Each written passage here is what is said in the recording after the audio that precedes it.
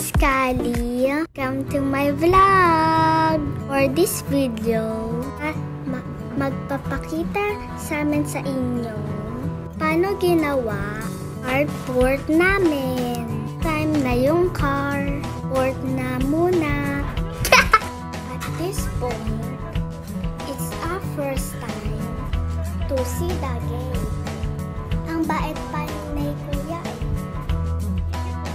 So, last November 20, na-turn over na yung house. So, excited kami.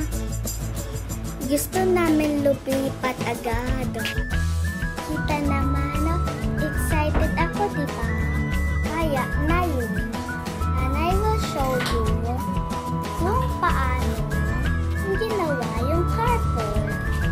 Nana, your turn!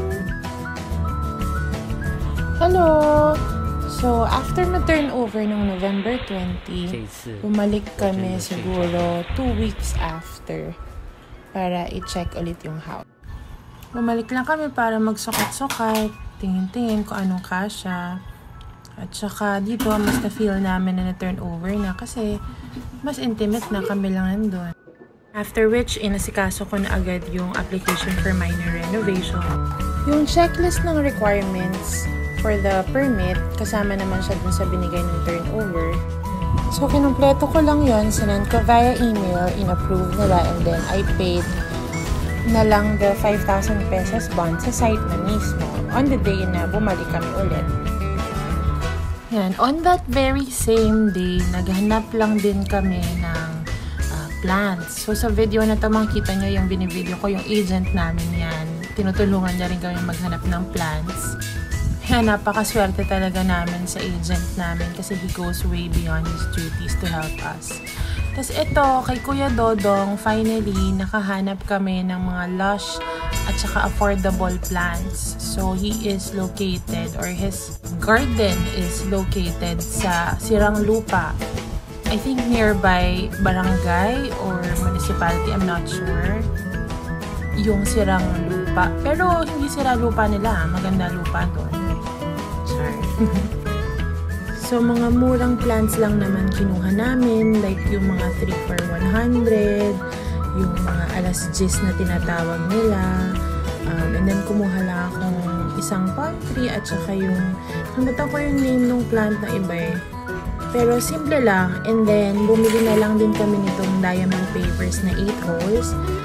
Tapos may inabot kami na 4 na oras kakahanap kung saan bibili nito, pero nakakita kami ng bibilhan sa Mihalong. 1 hour away siya from First Park Homes, Calamba.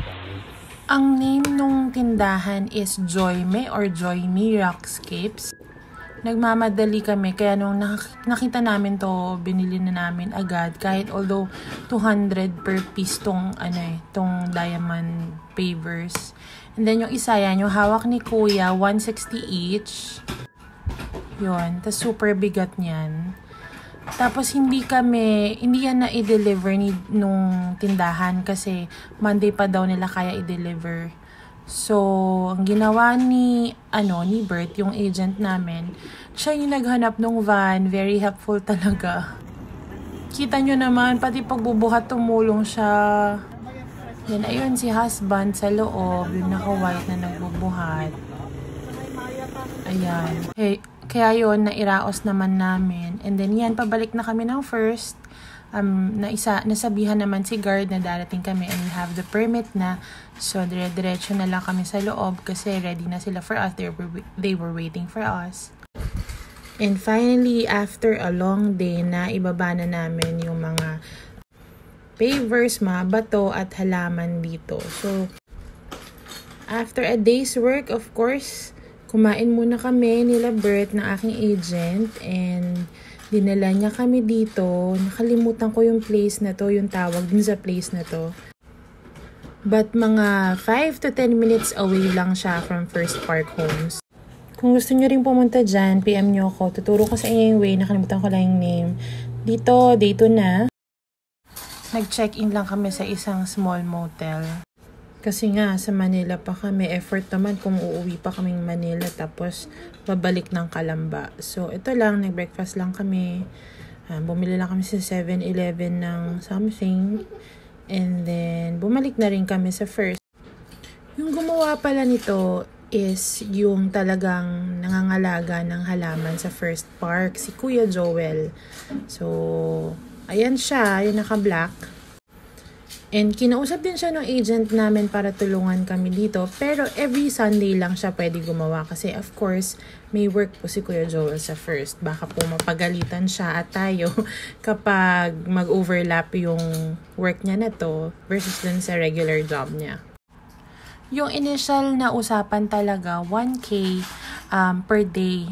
Pero since kumuha pa siya ng extra tao para tulungan siya at saka maulan kasi nung gumawa sila, dinagdagan na lang namin syempre. And then ito, nung day 2 na-realize ko, sobrang onti ng plants na nabili namin. So, dinagdagan ko pa na onti para meron dun sa kabilang side nung carport. Yan, kaila Kuya Dodong ulit namin yung binili. And 250 lang yung bili namin dun sa bawat plant na yon. Ito, napakalaking fortune plant, 300 lang yan. And naglagay din ako ng lucky bamboo dun sa stairs. And yan, makita nyo naman sobrang sipag nila. Kahit umuulan, pinipigilan na po namin sila muna magtrabaho. Go lang daw. Ang sabi nila, ulan daw ng pagpapayaman yan. But so far, yung gawa nila sa amin, sobrang OC nila sa paggawa. Pantay talaga. Ayan, hi kuya. Nuulit talaga nila yung mga pagsasalansan kung hindi pantay. And kahit sabihin naman na magpahinga muna sila, ayaw talaga nila magpahinga.